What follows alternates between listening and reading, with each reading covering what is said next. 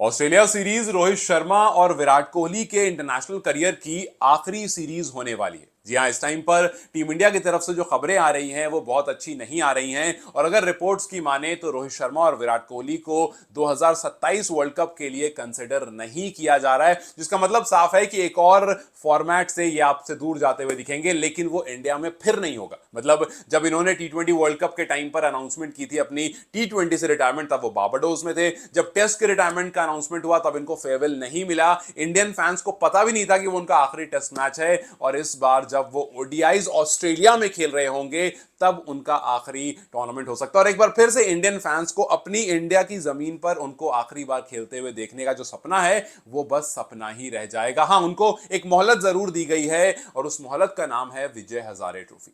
Reports में बताया जा रहा है कि अगर वो दोनों विजय हजारे ट्रॉफी खेलते हैं तब वो कंटेंशन में रहेंगे। इस बात को समझना बहुत जरूरी है कि ओडीआई वर्ल्ड कप की कंटेंशन में रहेंगे। वो ओडीआई वर्ल्ड कप के लिए फाइनलाइज नहीं किए जाएंगे। अगर वो विजय हजारे खेल भी लेते हैं तब वो कंटेंशन में रहेंगे। फिलहाल उनके लिए दरवाजा बंद कर दिया गया है। अगर विजय हजारे खेला और कुछ बेहतरीन हुआ तब जाकर के आप सोचोगे। मतलब हम उस जीजी एरा में इस टाइम पर रह रहे हैं जहां पर विराट कोहली और रोहित शर्मा, जिसने इंडियन क्रिकेट को न जाने क्या कुछ दिया, और मैं भी आपको बताऊंगा क्या कुछ दिया, जो उन्होंने इतना सब कुछ दिया उसके बावजूद उनकी जगह फिक्स नहीं है। और मेरा सवाल सिर्फ एक है कि क्या वाकई इंडिया इस टाइम पर तैयार है इसके लिए?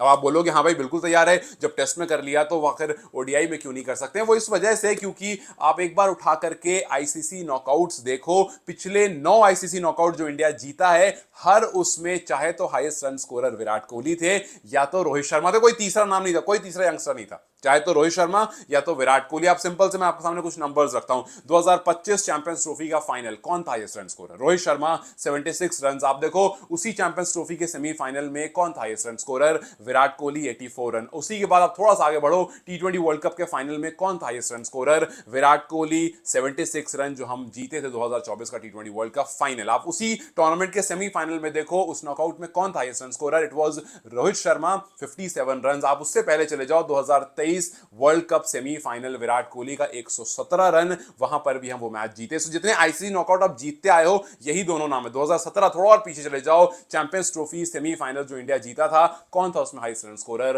Rohit Sharma 123 not out. आप और पीछे चले जाओ 2015, रोहित शर्मा ने 137 रन लगाए थे वर्ल्ड कप के क्वार्टर फाइनल में और वहां पर भी इंडिया उस मैच को जीता था। 2014 का टी20 वर्ल्ड कप सेमीफाइनल कौन था हाईएस्ट रन स्कोरर? कौन था? Virat Kohli 72 not out. और उससे पीछे चले जाओ, Virat Kohli champions trophy final 2013 43 run. मतलब पिछले 9 जो नॉकआउट्स इंडिया ने जीते हैं उन सब में चाहे तो Rohit Sharma highest run scorer होते थे या तो Virat Kohli highest run scorer होते थे। तो वो लगातार इस काम को कर रहे हैं। वो लगातार इंडिया को, जो हम अक्सर कहते हैं ना कि क्या कुछ किया, जब आप इन नंबर्स को देखते हो यार, इंडिया जब जब नॉकआउट जीता है आईसीसी का पिछले 9 बार में, हर बार यही 2 प्लेयर रहे हैं जिन्होंने व्हाइट बॉल में आपको बचाया है। और इनफैक्ट आप अगर इन दोनों को उठा करके देखोगे तो 15 जो ICC man of the match award मिले हैं विराट कोहली को और जो 3 नॉकआउट मिले हैं, सोचो इतने आपको सिर्फ विराट कोहली के, और फिर 12 जो है मैन ऑफ द मैच जो आईसीसी के man of the match award Rohit Sharma को मिले, उसमें से 3 उनके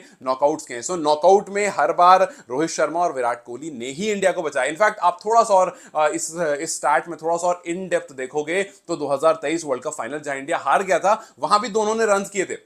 विराट कोहली की 50 आई थी, रोहित शर्मा ने 40 ऑड रन किए थे, तो वहां पर भी दोनों ने मिलाकर 100 रन बोर्ड पर ऑलमोस्ट लगा दिए थे। इनफैक्ट आप पिछले 4 नॉकआउट, हार जीत छोड़ो, पिछले 4 नॉकआउट की तरफ देखोगे तो रोहित शर्मा और Virat Kohli player of the match रहे हैं। आप देखो 2025 चैंपियंस ट्रॉफी फाइनल कौन था player of the match? Rohit Sharma. Semifinal उसी टूर्नामेंट का 2025 चैंपियंस ट्रॉफी का सेमीफाइनल कौन था player of the match? Virat Kohli. 2024 T20 world cup final Virat Kohli और सेमीफाइनल रोहित शर्मा। तो ये फाइनल और सेमीफाइनल का ऐसा था कि भाई नॉकआउट में आप पहुंचते थे, आप अपने सीनियर प्लेयर इधर देखते थे कि भैया यही बचाकर निकालते हैं और इस बार भी यही बचाकर निकालेंगे। लेकिन अब फिलहाल गौतम गंभीर के आने के बाद, और गौतम गंभीर ने यह बात कही भी थी कि टीम जो होनी चाहिए वो टीम की तरह होनी चाहिए, इंडिविजुअल फोकस्ड नहीं होना चाहिए। इस टाइम पर अगर मैं आपसे सवाल पूछूं कि इंडिया में एक वो कौन इंसान है जिसके हिसाब से चीजें हो रही हैं, क्या वो शुभमन गिल है, क्या वो केएल राहुल है, या फिर क्या वो जसप्रीत बुमराह है, या फिर मोहम्मद सिराज है? कौन है वो एक कोई इंसान जिसके हिसाब से सब कुछ हो रहा है?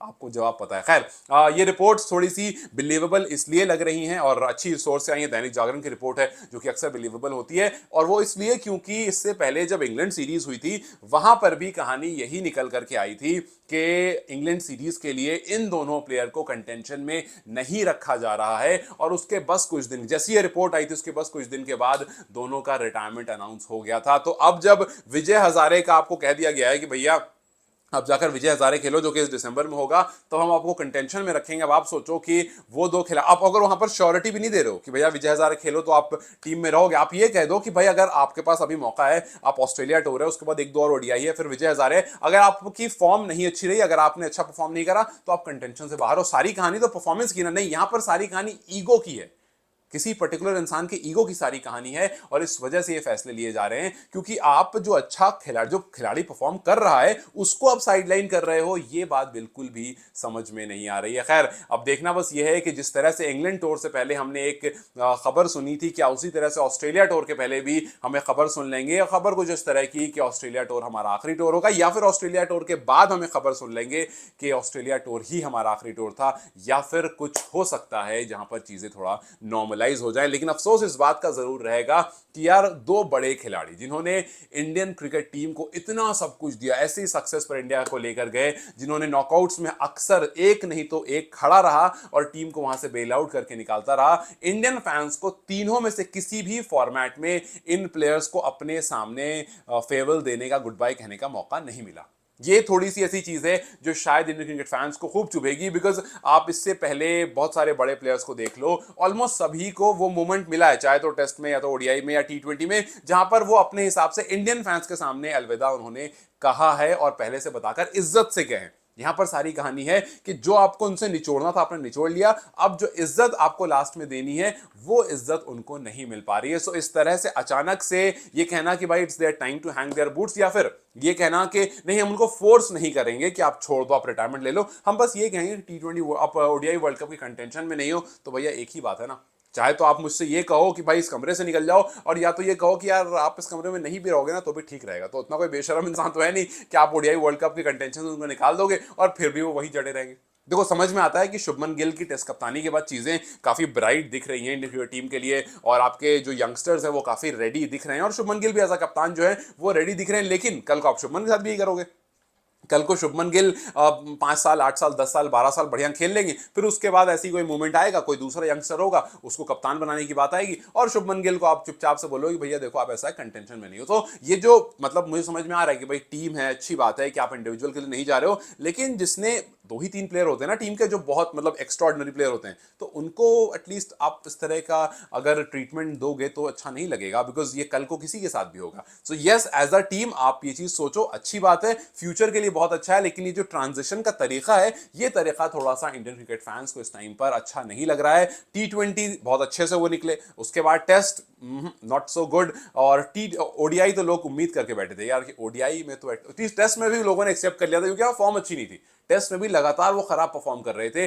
टेस्ट में लगातार उनकी एवरेज जो है वो गिरती जा रही थी, और सबने कहा कि चलो कोई नहीं यार, एक फेयरवेल मैच दे करके उनको खत्म कर दो। आपने फैसला किया कोई फेयरवेल मैच नहीं, सीधा खत्म करेंगे, चलो वहां भी ठीक है, लेकिन यार इंटरनेशनल क्रिकेट से इस तरह से अलविदा होना ये एक बड़ा मतलब सवाल खड़ा करता है, और थोड़ा सा इंडियन फैंस को उदास जरूर करता है, और तो और इंडिया में ही नहीं हो रहा है वो मैच जिसके बारे में रिपोर्ट्स आ रही है कि वो आखिरी होने वाला। खैर, देखते हैं कि रोहित शर्मा और विराट कोहली किस तरह से इस पूरे सिचुएशन को हैंडल करते हैं, और इंडियन टीम मैनेजमेंट जो है वो किस तरह से इस पूरे रोहित विराट फेयरवेल वाली चीज को, जो कि ऑस्ट्रेलिया के बारे में बताई जा रही है, ऑस्ट्रेलिया में बताई जा रही है, उसको हैंडल करते हैं। खैर, how do you take this story, कि आपको लगता है कि ये सही तरीका है दो सीनियर प्लेयर को, दो एक्सट्रीमली स्किलफुल प्लेयर को टीम से निकालने का, या फिर there could have been a better way to do it? मुझे कमेंट सेक्शन में जरूर बताएं। Till then you guys take care, I will see you very soon, bye bye.